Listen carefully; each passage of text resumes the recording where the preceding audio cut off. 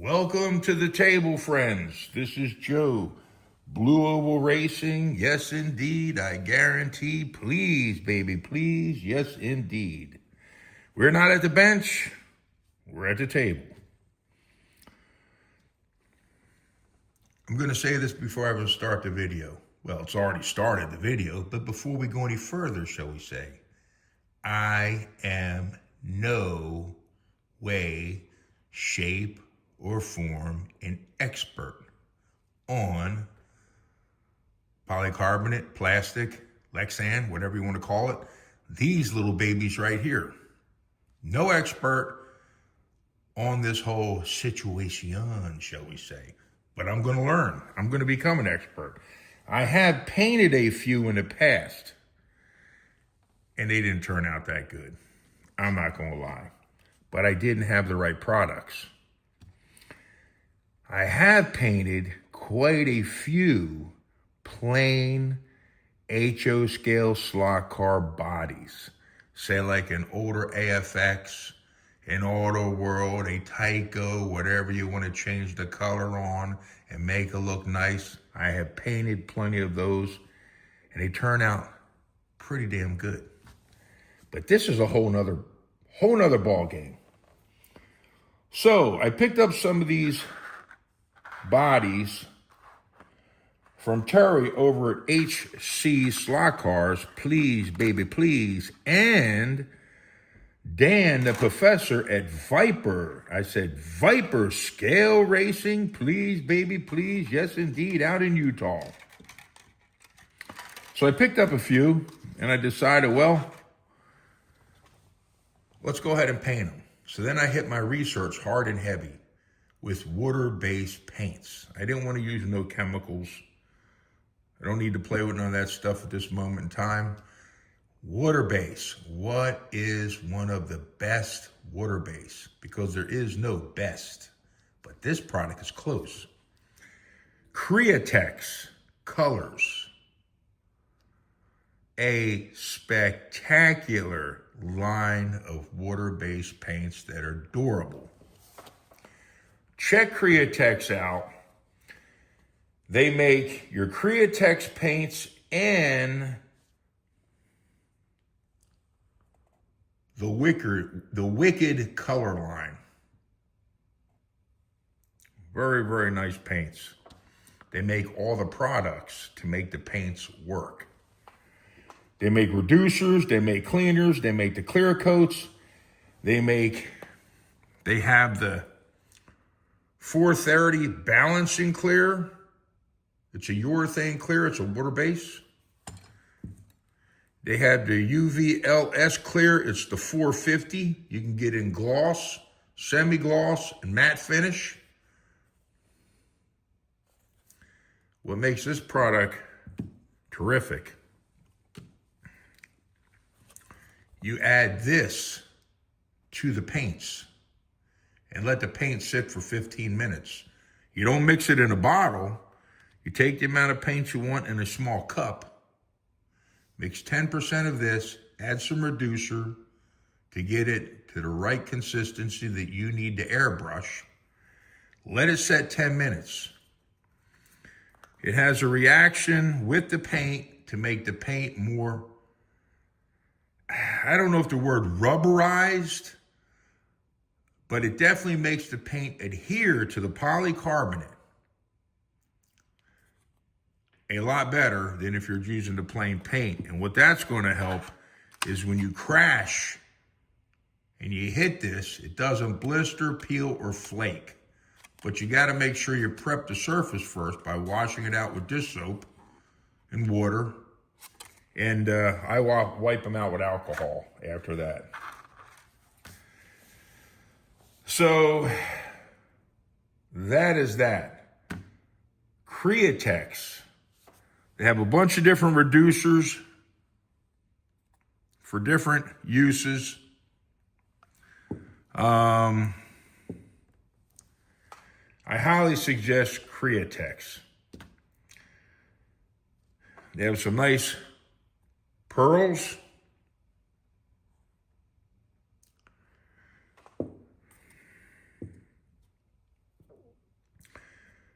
These are the wicked colors. They are airbrush ready. That means they're already reduced, but if you're going to spray them on a polycarbonate or anything, I would definitely still put 10% of this. Add 10% to the volume of color. I would print out all the spec sheets at their website, read it. It gives you all the technical data that you need for reducers, what reducers you can use, the ratio of thinning the paint, everything for their products prior to painting, taking on the challenge. So anyways, let's get to the point. Well, we hit most of it. I purchased the bodies. I purchased this little, I guess you would call it a jig from Wizzard High Performance. This one is meant for a Viper V1 or V3 chassis or a Wizzard Fusion. Purchase these right from Wizzard High Performance. You can adjust the height depending on how many.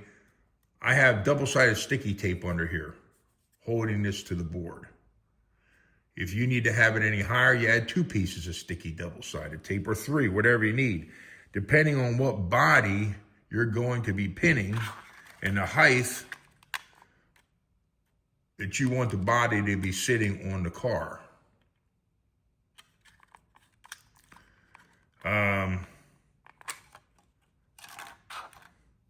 That's what this is for.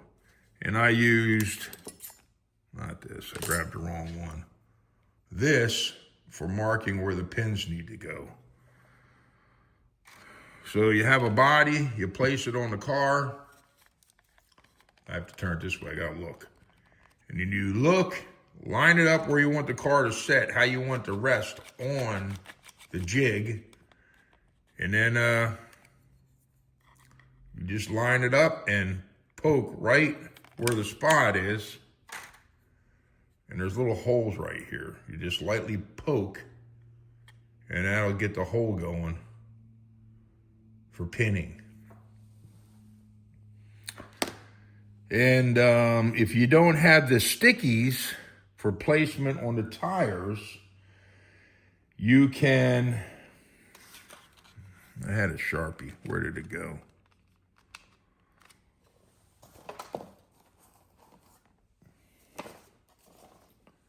Well, I had a Sharpie. Like I said, I had. It's probably right in front of me. I don't see it. I haven't done this one yet, but you would take a Sharpie and just mark. I'll put a little line in the middle where the tire wheels are going to be.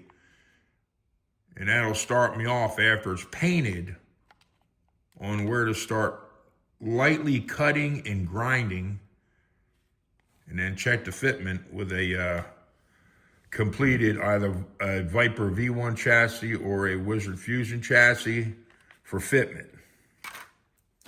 If that makes sense. What else? Again, I'm no professional at these Lexan bodies. I'm not trying to be. I'm not going to be selling any of them. I'm not looking to start a business. This is only for me. And what else? You're going to need to do your research on the paints.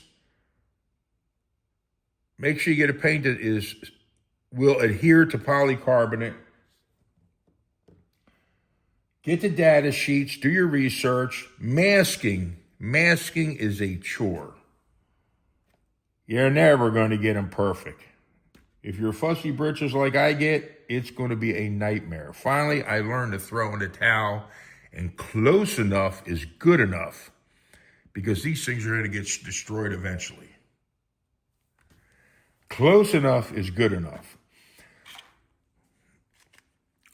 Most of your bodies will come with a sticker sheet for emplacement for like the windows, headlights, front grille, and your wheels. So that when you paint the inside of the body, not the outside. So when you paint this one will be one solid color.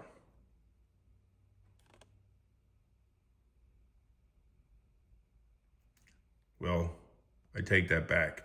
This one will be one color. Then the front grille, I will peel out and spray some silver up there. And then I'll peel the headlights and do the same.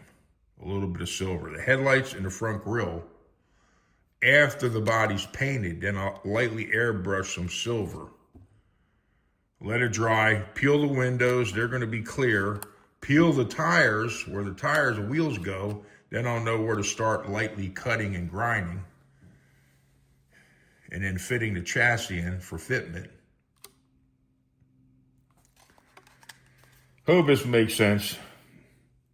This is an amateur's point of view on Lexan bodies. This Mustang, this is a Mustang GT. This one's a Mustang GT, which this will have a stripe. So my procedure is going to be this. I'm going to take the 450. I'm going to reduce it slightly in order to airbrush it.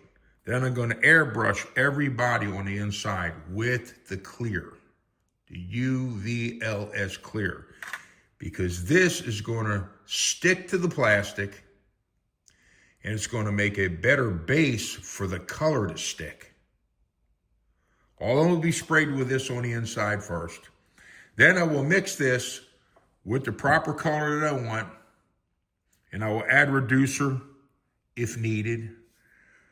The Wicked line may not need much reducer because these are already pre-reduced.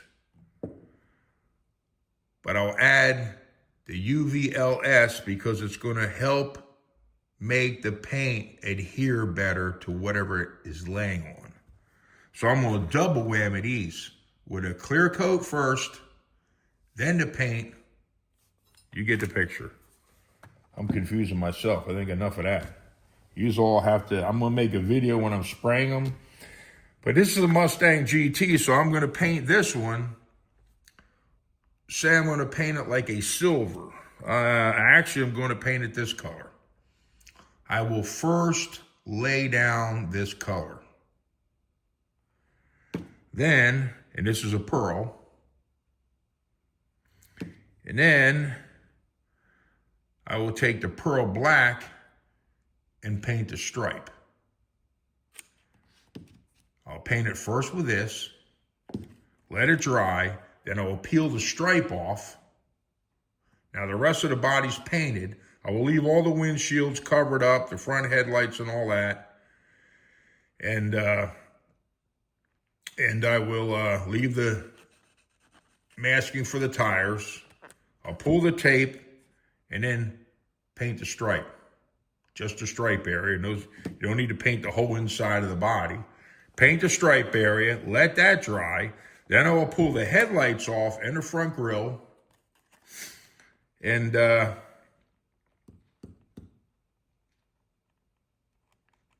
I'll leave the headlights clear. And in the front grille, I don't know what I'm going to do with that. I guess I'll have to go back to the silver. But that's going to be the same color as the body, so I'm not really sure about that yet. I'll figure it out. But you're getting the picture, I guess. So this is my philosophy that I'm trying to figure out on painting these little bodies. If you start, don't get fussy. The important thing before you paint is go back. Take something that's not sharp and make sure you re-rub all the edges of the stickers. Re-rub everything prior to painting so that any paint, if anything loosens up when you're spraying it, to help prevent paint from whipping around the sticker and getting past it. If that makes any sense. So this is an amateur's view. Like, see, I have air bubbles here on the windshield, but that's fine. The most important part is the edges prior to painting. Make sure they're sealed tight, as tight as they can be, everything, before you start. So this is going to just be a solid color. And then after the entire body's painted, I will remove the blue and the purple tape. And that's going to be black. And then I'll put white. Always finish off with white. At least that's what all the guys I see do. They finish off with a light coat of white in the end. So this will be a solid color. Then I will peel the spoiler in this part right here and paint that black. And then pull all the tape. The headlights will be clear. The glass will be clear. This is a Porsche. Not quite sure what colors I'm going to paint that yet.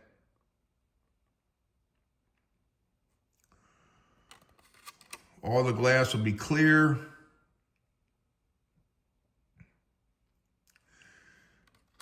I'll paint that, then I'll pull the stripe, and the stripe will go all the way around. And then when it's finished, you can always paint the headlight with a paint marker. And if you decide to do the tail lights with a paint marker. And these are just some of the other ones I have. I'm cutting my own headlights because some of them I didn't have any stickers for. I had to make the windshield for this one. I had to make all of the stickers for the inside with the blue sticky tape.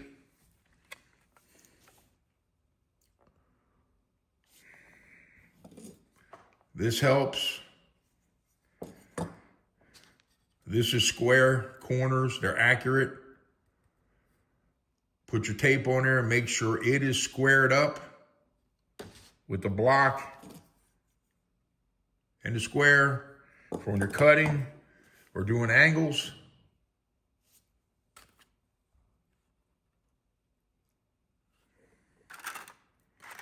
This is one I already put the holes for the pins, but I think I'm going to swap this out and use this on a T-Jet or a dash.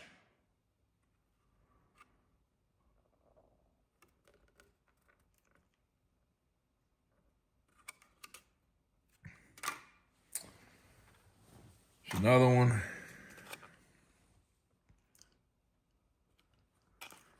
I have to finish this one yet. And if you don't have the stickers for the tires, excuse me, all you do is have to mark it while it's on the jig.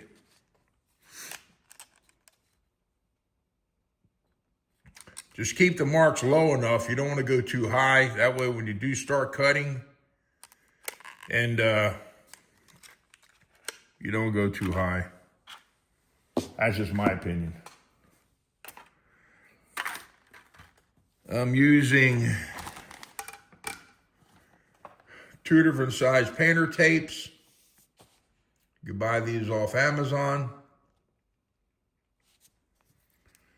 I don't know if these are in metric or what they do. Let me look at the sizes of these.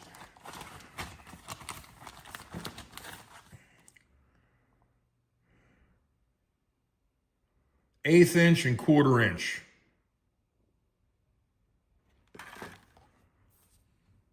Amazon.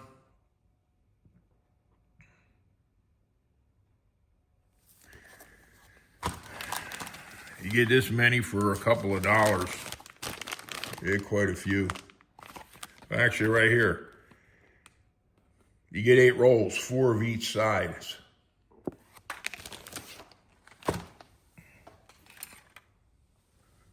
Tweezers, X-Acto, scissors, something round if you're trying to make your own doohickeys on the tape, something for radiuses.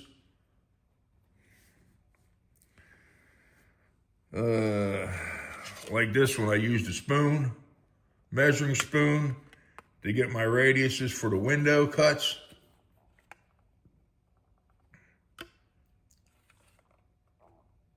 With the end of a cheap measuring spoon, or you can use this end.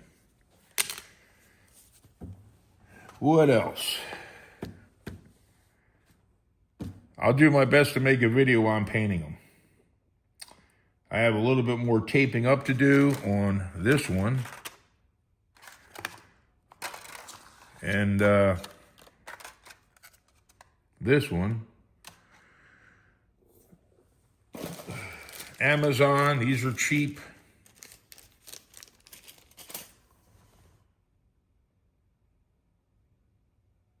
You could take a piece of cardboard and you can cut out a small square, a rectangle, and set this into a piece of cardboard to hold the cardboard while you're painting. Or you can use these. And if you use these are cheap with a base. You can have this set beside your spray booth, paint it, set it there to dry, do your next one.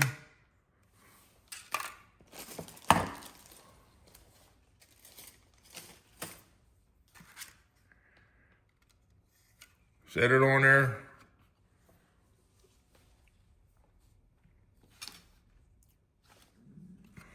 I pick that up. It's getting time to eat. My stomach's rumbling. I have a decent spray gun, but I picked up another one.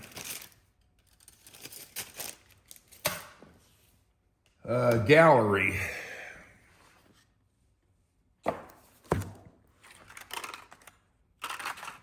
They make high dollar, well, very reasonable price spray guns.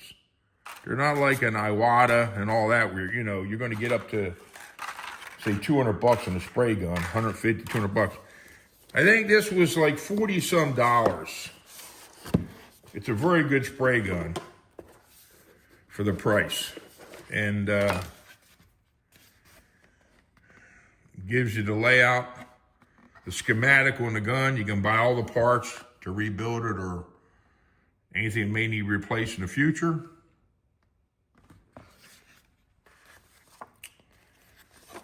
And I'm not going to go into all the details on the gun, but they give you some gaskets.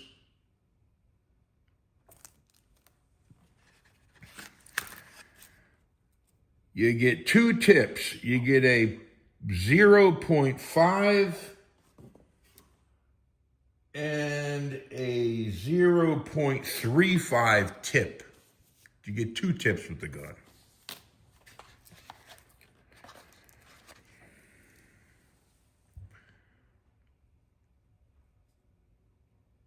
There's what is it? 0.35 is already in the gun. I will probably use the 0.5 millimeter. Comes with a quick disconnect. I think it came with that, or I put that on there already. I haven't used the gun yet. Two different size cups. You get a 1/4 ounce and a 1/4 ounce and a 1/2 ounce cup with lid.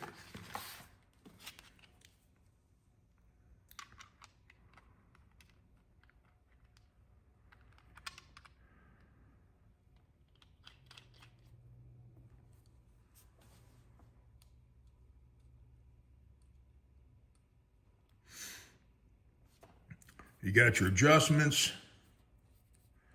You got your needle adjustment right here on this one. The,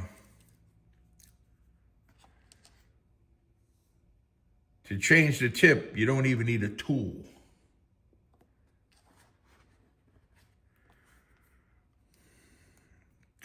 To do a tip change, to do a needle change,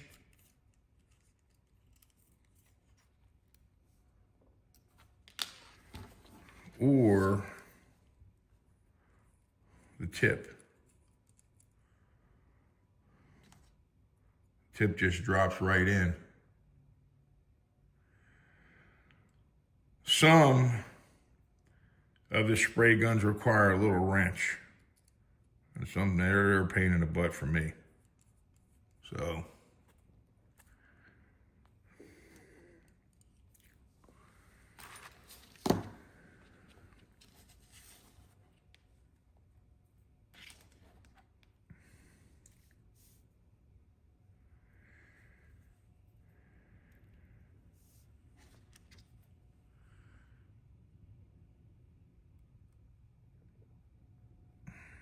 all right.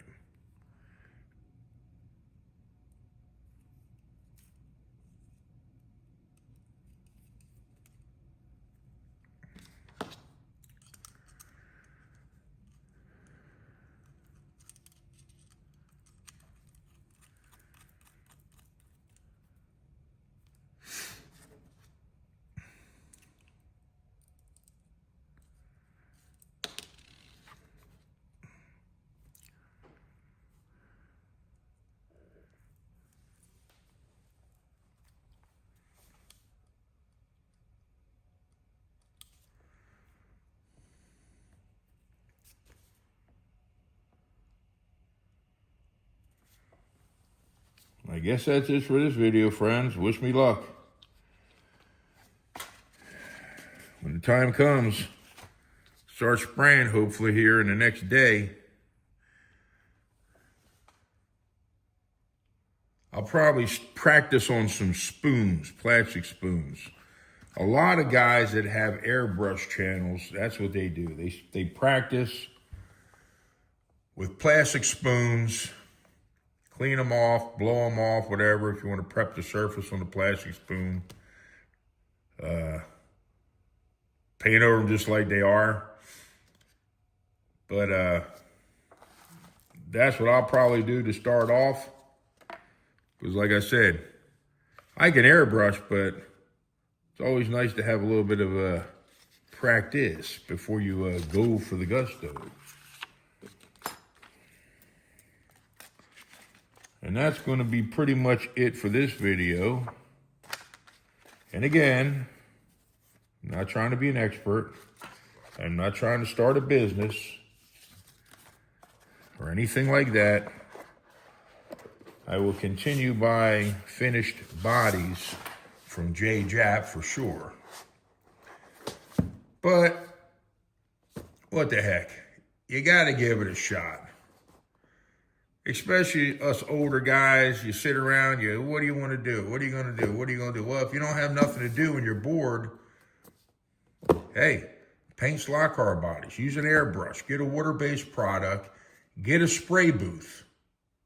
You get a decent-sized spray booth with ventilation for anywhere between $100, $150, depending on what size you want. The one I have is like 21 inches wide, the front. You can go smaller, they got larger. It's got ventilation, fans. If you don't have a way to vent the duct outside, there's videos on how you turn a 5-gallon bucket plastic into a venting system. And you put water in the bucket. You put so much water in the bucket. You cut some holes out in the lid. You put your filters. And then the vent blows the painted air, the air that's polluted with paint from the ventilation will blow it into the bucket. It'll hit the water, the majority of it, stay in the water, and whatever does float up is going to get caught by the filters. And that way you could paint in an area that you don't have able to vent the unit to the outside. That's what I'm using. I'm using a wet bucket system because I'm not going to vent it to the outside of my house. I have a brick house. I don't want any chance of anything getting on the brick. And next thing you know, I'm painting away for 6 months and go outside and then notice I got freaking paint all over the brick from the paint fumes being blown out. You get the picture. I'm using a wet bucket technique. And you can always put a respirator on top of that or one of those COVID masks. Until next time.